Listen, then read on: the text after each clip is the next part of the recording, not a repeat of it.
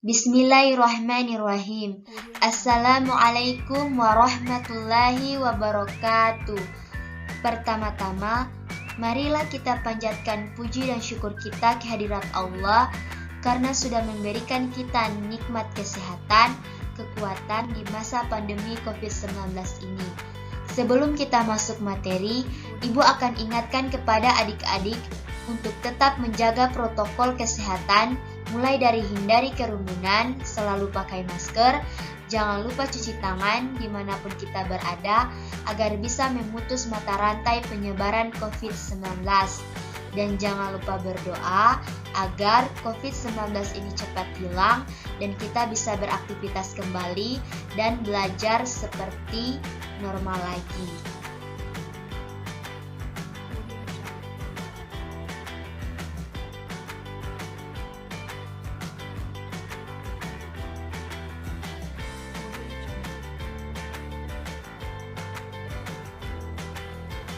Baiklah, pada hari ini, adik-adik, kita akan belajar akidah akhlak, yaitu tentang materi keteladanan sahabat Umar bin Khattab radhiyallahu anha kelas 9.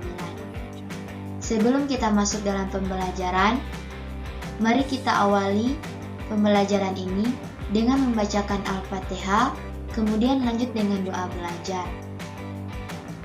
Bismillahirrahmanirrahim. Alhamdulillahirabbil alamin. Ar-Rahmanirrahim. Maliki yaumiddin. Iyyaka na'budu wa iyyaka nasta'in. Ihdinas siratal mustaqim. Siratal ladzina an'amta 'alaihim ghairil maghdubi 'alaihim waladdallin. Amin. Bismillahirrahmanirrahim. Rabbi zidni ilman warzuqni fahman.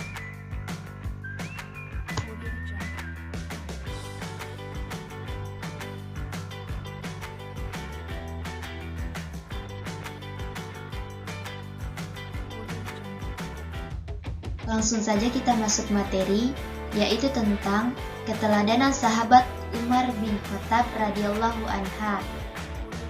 Tunjangan untuk Umar bin Khattab tatkala Umar ibnu Al-Khattab radhiyallahu anha diangkat menjadi khalifah, ditetapkanlah baginya tunjangan sebagaimana yang pernah diberikan kepada khalifah sebelumnya, yaitu Abu Bakar radhiyallahu anha.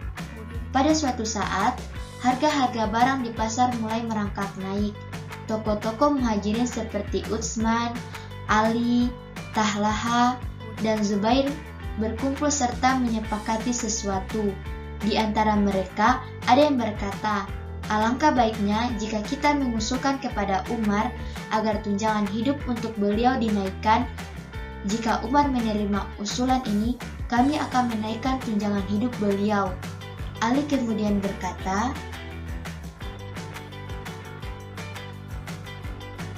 alangkah bagusnya jika usulan seperti ini diberikan pada waktu-waktu yang telah lalu. Setelah itu, mereka berangkat menuju rumah Umar.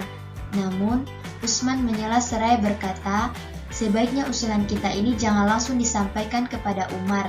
Lebih baik kita memberi isyarat lebih dulu melalui putri beliau, Hafsah. Sebab saya khawatir Umar akan murka kepada kita. Mereka lantas menyampaikan usulan tersebut kepada Hafsah seraya memintanya untuk bertanya kepada Umar, yakni tentang bagaimana pendapatnya jika ada seseorang yang mengajukan usulan mengenai penambahan tunjangan bagi khalifah. Umar, apabila beliau menyetujuinya, barulah kami akan menemuinya untuk menyampaikan usulan tersebut. Kami meminta kepadamu untuk tidak menyebutkan nama seorang pun di antara kami. Demikian kata mereka. Ketika Hafsah menanyakan hal itu kepada Umar, beliau murka seraya berkata, siapa yang mengajari engkau untuk menanyakan usulan ini? Hafsah menjawab, saya tidak akan memberitahukan nama mereka sebelum ayah memberitahukan pendapat ayah tentang usulan itu. Umar kemudian berkata lagi, demi Allah, andaikan aku tahu siapa orang-orang yang mengajukan usulan tersebut, aku pasti akan memukul wajah orang itu. Setelah itu, Umar balik bertanya kepada Hafsah, demi Allah, ketika Rasulullah SAW masih hidup, bagaimanakah pakaian yang dimiliki oleh beliau di rumahnya? Hafsah menjawab, di rumahnya, beliau hanya mempunyai 2 pakaian. Satu dipakai untuk menghadapi para tamu, dan satu lagi untuk dipakai sehari-hari. Umar bertanya lagi, bagaimana makanan?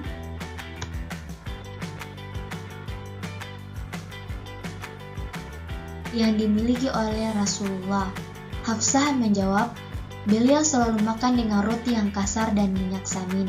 Umar kembali bertanya, adakah Rasulullah mempunyai kasur di rumahnya? Hafsah menjawab lagi, tidak.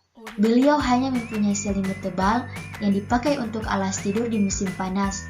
Jika musim dingin tiba, separuhnya kami selimutkan di tubuh, separuhnya lagi digunakan sebagai alas tidur. Umar kemudian melanjutkan perkataannya, Hafsah, katakanlah kepada mereka bahwa Rasulullah SAW selalu hidup sederhana. Kelebihan hartanya selalu beliau bagikan kepada mereka yang berhak. Oleh karena itu, aku pun akan mengikuti jejak beliau. Perumpamaanku dengan sahabatku, Rasulullah dan Abu Bakar adalah ibarat 3 orang yang sedang berjalan. Salah seorang di antara ketiganya telah sampai di tempat tujuan, sedangkan yang kedua menyusul di belakangnya. Setelah keduanya sampai, yang ketiga pun mengikuti perjalanan keduanya. Ia menggunakan bekal kedua kawannya yang terdahulu. Jika ia puas dengan bekal yang ditinggalkan kedua kawannya itu, ia akan sampai di tempat tujuannya, bergabung dengan kedua kawannya yang telah tiba lebih dahulu. Namun, jika ia menempuh jalan yang lain, ia tidak akan bertemu dengan kedua kawannya itu di akhirat.